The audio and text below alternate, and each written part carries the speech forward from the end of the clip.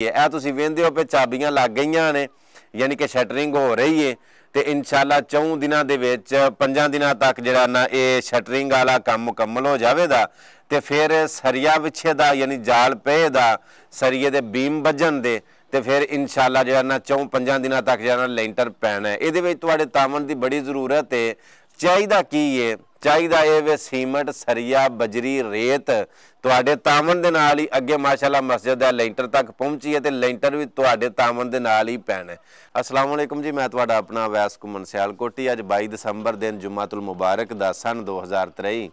सब तो पहला तो मैं शुक्रिया अदा करना उन्होंने दोस्तों का कि जिन्हें नीहां तो लैके ते इस लेंटर तक पहुँचण विच जिन्हें भी मदद की है। अल्लाह की रजा वास्ते तुहां जिन्ना भी हिस्सा पाया है अल्लाह की ज़ात तुहाडा कबूल करे। तो जिन्हें तुहाडे फौत शुदगान ने अल्लाह उन्होंने अजरे अजीम अता फरमावे। यह मस्जिद छत तक पहुँच आई है, यानी कि तुसीं यह वेख सकते हो कि चाबियां पईयां ने, शटरिंग हो रही है माशाअल्लाह अल्हम्दुलिल्लाह।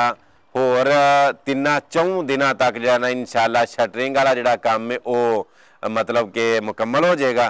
तो फिर उत्ते सरिया बजेगा तो सरिये दे बीम पै के जाल विछेगा तो फिर इंशाअल्लाह लेंटर पै जाएगा। अल्लाह सोने ने खैर वफीयत रखी तो तुहाडी मदद दे नाल तुहाडे तावन दे नाल अगे भी नीहां तो लैके ते इत्थों तक पहुँचण दे विच जिन्हें वेखण वाले ने तुहाडा बड़ा शुक्रिया है।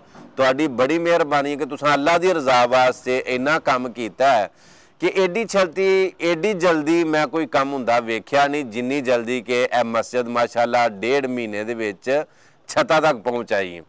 तो अल्लाह के फजल दे नाल इंशाअल्लाह 4 दिनों तक 5 दिनों तक ये काम जिहड़ा ना लेंटर वाला मुकम्मल हो जाएगा, यानी कि लेंटर पै जाएगा। तुहाडे तावन की बड़ी जरूरत है इस यानी कि लेंटर वाले काम दे विच सरिया चाहिए, सीमेंट चाहिए, बजरी चाहिए है, रेत चाहिए है। यानी कि अगे जिथे तुसां इन्ना तावन कीता नीहां तो लैके ते इत्थे तक काम दे विच तुहां बड़ा हिस्सा पाया। हुण लेंटर पाण दे विच तुहाडा बड़ा हिस्सा और तुहाडा बड़ा साथ चाहिए। अल्लाह पाक दी ज़ात तुहाडा कबूल फरमावे। इहदे विच दसना चाहांगा कि चौधरी रियासत अली घुमन साहब ने 1 करोड़ दी यानी कि 90 लाख की जगह दी, करोड़ ही हो गया ना, उन्हें जगह दी। फिर उन्हें अपने कोलों भी हिस्सा पाया। फिर हाफिज इरफान साहब ने अपनी बेगम दा जेवर सेल किया तो वह मस्जिद विच लाया। सलाह ना वेचिया उंज नहीं, सलाह नाल मतलब उन्हें आख्या अल्लाह की बंदी ने कि तुसी अल्लाह की रजा वास्ते मस्जिद विच तुसी ये लाओ, यही साडी बचत है, यही साडी कमाई है।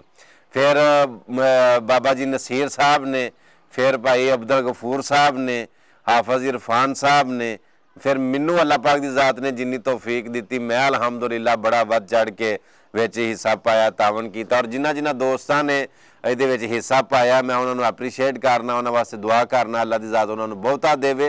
मेरे साथी बड़े प्यार करने वाले, मेरे सुनने वाले खारियां दे ने, अमरीका हुंदे ने, उन्होंने मस्जिद के इस काम के बड़ा अच्छा सा तावन किया। उन्हें कहा कि ना नहीं लेना, वैसे मैं चाहता सा कि मैं उन्होंने तारफ करांदा, उन्होंने अप्रीशिएट करदा, लेकिन ऐसे जी ने जेड़े चाहते हैं कि असी मतलब कि शो नहीं करना चाहते।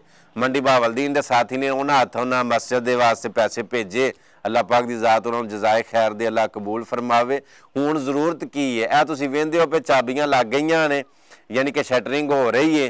तो इंशाअल्लाह 4 दिनों के विच 5 दिनों तक जिहड़ा ना ये शटरिंग वाला काम मुकम्मल हो जाएगा।